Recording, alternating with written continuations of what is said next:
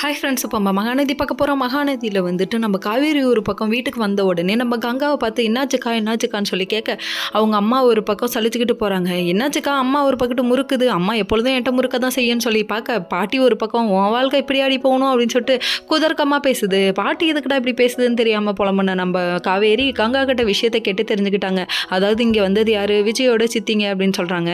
அதுக்கப்புறம் அவங்க நிரந்தரமாக ஒன்று பிரிய சொல்லிட்டாங்க, எல்லாத்தையும் விட்டுட்டு ஓட சொல்லிட்டாங்க அப்படின்னு சொல்லிட்டு அவங்க எல்லா விஷயத்தையும் சொல்கிறாங்க. சொன்னதுக்கப்புறமா இவங்க முடியவே பண்ணிட்டாங்க, நல்ல நாள்லே நீ அடுத்தவங்களுக்காக மட்டும்தான் யோசிப்பேன், இப்போ சொல்லவா வேணும், நான் தான் விஜய்க்கு தொந்தரவாக இருக்கேன்னு ஏற்கனவே புலம்பிகிட்டு இருந்தேன். ஏற்கனவே காதல் சந்தியா ரேஞ்சுக்கு நீ புலம்பிகிட்டு இருந்த உடனே பாட்டி விச பாட்டில் இருக்கே, அது வந்து உன்னோட்ட உசு பெய்து விட்டுருச்சு, இனிமேட்டு சொல்லவா வேணும், இனிமேட்டுக்கு இதுதான் சான்ஸ்ன்னு சொல்லிட்டு காலில் சக்கரத்தை கட்டிக்கிட்டு ஆடுவேன். ஒன்று மேலே ஏறின வேதாளத்தை இறக்கி கீழே கூட்டு வரதுக்குள்ளே இந்த விஜய் பாடு பண்ணும். ஐயோ வீக்காவில் இந்த காவை மட்டும் கொண்டுடணும் அப்படிங்கிற மாதிரி இருக்குது. அவ்வளோ டென்ஷன் வருது.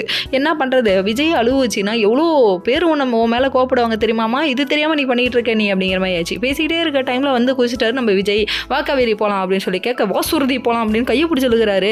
விட்றான்னு சொல்லிட்டு கண்ணா பின்னான்னு திட்ட ஆரம்பிச்சிட்டாங்க. நம்ம காவேரியோட அம்மா சாரதா முடிவு பண்ணிட்டாங்க, நான் சாரதா ஒரு தடவை முடிவு பண்ணிட்டா என் பேச்ச நானே கேட்க மாட்டேன்றாங்க, இந்த டைலாக் உனக்கெல்லாம் போடாதம்மா, நீ ரொம்ப வீம்பு பிடிச்ச அம்மா அப்படிங்கிற மாதிரி ஆயிடுச்சு. கடைசியில் அனுப்புங்கன்னு சொன்னவங்க, காவேரியோட நிலைமை தெரியாமல் பேசாதீங்க அப்படின்னு சொல்ல, போட்டு விட்றாதாடா காட்டு பூச்சி அப்படிங்கிறாங்க. கடைசியில் உண்மை வெளியே வருமா வராதான்னு சொல்லி பார்த்துட்டு இருக்க நம்ம காவேரி, இதுக்கு மேலே நான் உயிரோடு இருக்கணும்னு நினச்சிங்கன்னா அந்த இடத்த விட்டு நீங்கள் இப்பே காலி பண்ணி ஆகணும்னு சொல்லிட்டாங்க. என்னம்மா இப்படி ஒரு வார்த்தையை சொல்லிட்டு அப்படிங்கிற மாதிரி ஆயிடுச்சு. அதுக்கப்புறம் விடுகதையா இந்த வாழ்க்கை அப்படின்னு சொல்லிட்டு 2 பேரும் ஃபீல் பண்ணிட்டு பிரிய ஆரம்பிச்சிட்டாங்க. பிரிவு ஒன்றை சந்தித்தேன் முதல் நேற்றுன்னு சொல்லிட்டு பாட்டையும் போட்டுட்டு ஒரு காரில் வந்து ஃபீல் பண்ணிட்டு இருக்காரு. இங்கே ஒரு பக்கம் நிவின் வந்து உனக்கு என்னாச்சு காவேரின்னு விஷயத்தை கேட்குறாங்க. Okay friends.